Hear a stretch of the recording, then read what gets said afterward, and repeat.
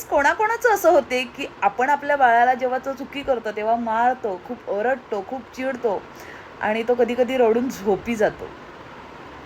आणि तो झोपी गेल्यावर जेव्हा डोळे बंद करून झोपतोय तेव्हा आपण हळूच त्याच्याकडे बघून डोळ्यातून पाणी काढतोय, रडतोय. माझ्या बाबतीत तरी असं होते, तुमच्या बाबतीत मला माहिती नाही, पण मला वाटते मोस्टली सगळ्यांच्याच बाबतीत असं होतं.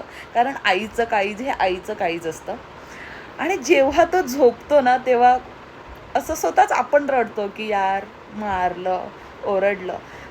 ज्या गोष्टीमुळे त्याला मारलं ते आपण बरोबर केलं, पण तरी पण आपलं काळीज हे आईचं असतं ना हो. आणि मी तरी माझ्या बाळाला मारल्यावर तो झोपल्यावर एकटीच रडते.